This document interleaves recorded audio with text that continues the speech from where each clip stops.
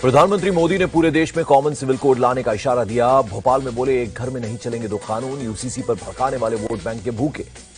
प्रधानमंत्री पर भड़के असदुद्दीन ओवैसी, बोले यूसीसी नहीं वो हिंदू सिविल कोड की बात कर रहे हैं।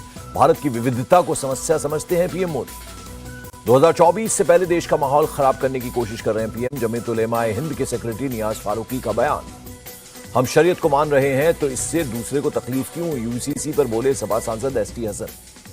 यूसीसी की बात करके मुद्दों से ध्यान भटका रहे हैं प्रधानमंत्री। कांग्रेस का मोदी पर पलटवार, बीजेपी सिर्फ वोट बैंक की राजनीति करती है जिससे धार्मिक ध्रुवीकरण हो।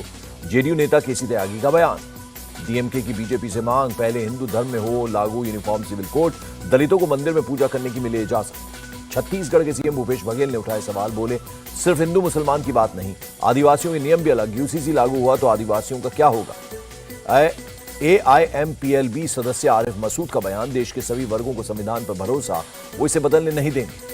विरोधियों की जुगलबंदी पर मोदी का तीखा हमला, बोले विपक्ष का मतलब घोटालों की गारंटी। पीएम मोदी ने कहा गरीबों को लूटने के लिए हो रही है गठबंधन की तैयारी, लेकिन घोटालेबाजों पर हर हाल में होगा एक्शन। भ्रष्टाचार पर पीएम मोदी के बयान से गदगद बीजेपी। रविशंकर प्रसाद बोले विपक्ष का एकमात्र मकसद सत्ता में आकर भ्रष्टाचार को जारी रख सके। मोदी के भ्रष्टाचार वाले बयान पर संजय राउत का पलटवार, बोले पीएम का मतलब उनकी पार्टी में आकर भ्रष्टाचार करें। 2014 में पीएम मोदी ने कहा था सारे भ्रष्टाचारियों को जेल भेजेंगे, किसे जेल भेजा, दिग्विजय ने पूछा सवाल। सीएम ममता बनर्जी का बीजेपी पर अटैक, बोली केंद्र में बस 6 महीने के लिए ही बची है बीजेपी। सीएम ममता का पीएम पर निशाना, बोली मुसलमानों की तस्वीर दिखाकर जता रहे हैं हमदर्दी, अपने राज्य में मुसलमानों और दलितों को पीट पीट कर मार डाला।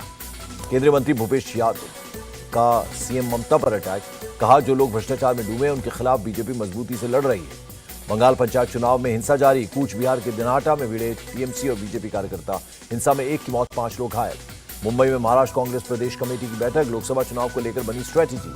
राष्ट्रपति भवन में रक्षा अलंकरण समारोह, राष्ट्रपति द्रौपदी मुर्मू ने लेफ्टिनेंट जनरल एचपी गोस्वामी और लेफ्टिनेंट जनरल दलजीत सिंह को विशिष्ट सेवा पुरस्कार से नवाजा। लेफ्टिनेंट जनरल वेलायुधन श्रीहरि और लेफ्टिनेंट जनरल पदम सिंह शेखावत भी विशिष्ट सेवा पुरस्कार से सम्मानित, राष्ट्रपति द्रौपदी मुर्मू ने दिया सम्मान। नीतीश कैबिनेट का बड़ा फैसला, शिक्षक नियुक्ति की नई नियमावली में बदलाव, टीचर भर्ती के लिए देश भर के युवा कर सकते हैं आवेदन।